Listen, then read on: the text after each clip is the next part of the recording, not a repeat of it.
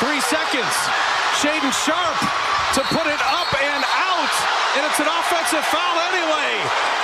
Podziemski saves the day. That right there was rookie Brandon Podziemski taking a charge with 1 second left on the clock before going down the other end and nailing both free throws to give the Warriors a win over Portland. And whilst they might be 12-14 and 11th in the West, this Golden State Warriors team is not the same team we saw to start the season. And there's multiple reasons for that, which we'll discuss, but possibly the biggest reason for that is Brandon Podziemski, because over the last 8 games, Pods is averaging 11.5 points, 6.5 rebounds, and over 3 assists per game. To go along with that, he's a plus 28 in that period of time. And the most impressive part of his game might be what I just showed you, because that wasn't a one-off. Pods has been taking charge after charge after charge, ranking 4th in the league in charges drawn, despite only playing 22 minutes a night. I mean, you know someone is good at drawing charges when they can pull out the Uno reverse card on the biggest foul baiter we have ever seen. And Pods in general is just so smart on both ends of the floor. Like, look at this play. He's guarding Allen out top. He gets beaten a little too easily off the dribble. And look at him point to Kuminga to cover Metu on the roll before switching all the way out to the corner to intercept the pass. That's just a high IQ play from a young player. And I don't even need to tell you how good he's been on offense. I mean, just last week, he became the second rookie in Warriors history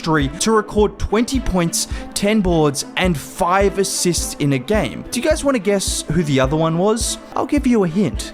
He's a pretty good shooter. But when I say this Warriors team is different, it's not just Pods, but it's been every single one of the young guys that has stepped up. Look no further than what Trayce Jackson-Davis just did against Portland. With Dario Saric in foul trouble and Kevon Looney struggling, enter Trayce Jackson-Davis, who over the course of 18 minutes recorded 14 points, 8 rebounds, 3 assists, 2 steals, and a block. And my oh my, is it good to see a Warriors big man with the ability to play above the rim on both ends of the floor. Just like on this play where Aiden shades over to CP3 in the pick and roll, so Paul just throws it upstairs to Trayce. Or on this play where he initially sets the screen to free up Steph, which quickly turns into a pick and roll that he's able to finish through the Blazers defender. In general, you could see how much he was thriving playing alongside Steph, feeding off his gravity and having the ability to attack the open space. But it wasn't just offensively. We also saw him do this. Scoot Henderson, 1,000 miles an hour. Trayce Jackson-Davis sends it into the stands. Or perhaps my favorite play from the entire night was this. Steph gets the ball wide open, which is normally a bucket, but on this occasion, well, it wasn't. Not to worry as TJD comes flying out of nowhere to sky the rebound before it eventually ends up in a Warriors bucket after some more scrambling, which in a game that was separated by 2 points prior to the last 0.3 seconds, it's fair to say that was a huge play. And just look at how high he got up. That's just something you can't teach and something the Warriors have desperately needed. You know what else the Warriors have needed? A resurgence from these two guys. And it looks like we finally might be seeing it. But before we talk about that, let's thank today's sponsor, Game Time. The year was 2016. My family and I were in America for the first and only time, and even better, we were in San Francisco. I've even got the Super Bowl magazine to prove it, but I didn't give a damn about the Super Bowl.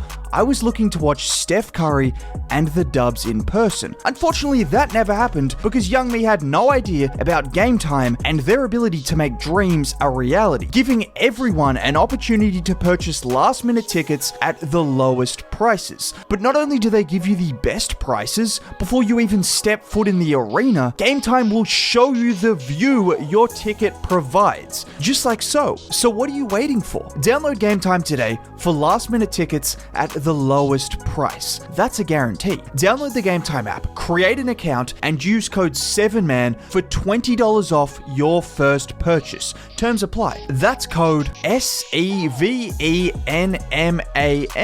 for $20 off. Now, I'm sure we all know that this season has been a struggle for Andrew Wiggins and Klay Thompson, and struggle is putting it lightly. But over the last 3 games, with Wiggs now coming off the bench and Klay playing alongside a new lineup involving JK and Pods, everyone has seemed to thrive. Obviously, the biggest difference has been the fact they are actually hitting their 3-point shots, but Wiggs seems to have found a different rhythm coming off the bench. I mean, when was the last time you saw him hit a shot like this? Not just the confidence to take the step back three, but there was a level of fluidity in that shot and in some of the other threes he made against Portland that I just hadn't seen all season. Like on this play where he finds the matchup he wants out top and just gets into his bag, crossing one way and then stepping through traffic. And one thing you would have noticed from his game against Portland, he was either getting to the rim or knocking down shots from 3-point range. Exactly what the Warriors want him doing. And if this is the Andrew Wiggins that the Warriors are going to get, I have no doubts they're a top 6 team in the West. But there's one issue. Jonathan Kuminga has been absolutely balling as well. Over his last 8 games, he's averaging 14 and 5 on crazy efficiency. And whilst his handle might not be as polished as Wiggs's, he still has some traits that no one else on the Dubs team has. Take this play for example where JK is bringing the ball up the floor. In front of him is an elite shot blocker in Chet Holmgren. That doesn't matter though, because in an instant JK puts his head down and zooms to the rim, smartly cutting inside to use his left hand to shield Chet from the ball. Or how about on these 2 plays against the Blazers, where on this first play he has a smaller Shaedon Sharpe on him, so he initiates the contact using his physicality before pivoting on a dime and stepping through for the bucket. I mentioned the size difference because on this next play he has the bigger Reith guarding him, so instead of trying to go through him, it's a quick move baseline before an acrobatic finish over his left shoulder. I can't stress enough how important this versatility is for JK's game. If he can utilize his strength against smaller defenders, but then use his quickness against bigs, that's what makes him a matchup nightmare, and Steve Kerr now has a nightmare of his own, trying to figure out which one of these 2 players he's going to have to bench going forward. Now you're probably wondering when I was going to mention Steph Curry. Let's be honest, Steph hasn't had his best stretch of games recently.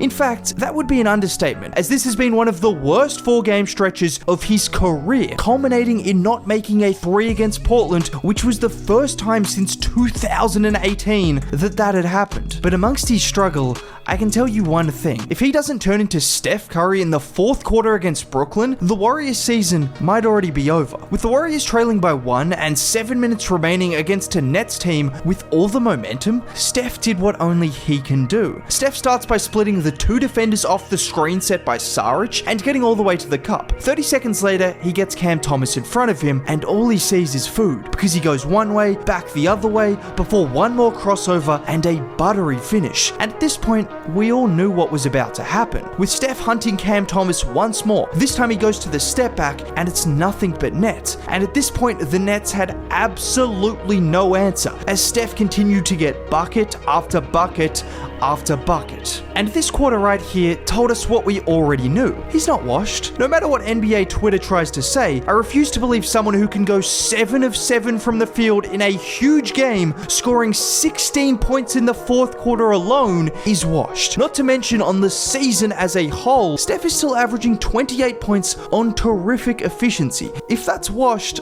I look forward to seeing another 10 years of washed Stephen Curry putting up 30 points a game. And if you want to hear more about washed Stephen Curry, why not subscribe to the channel? Drop a like if you want, it's free. Have a great day. Bye.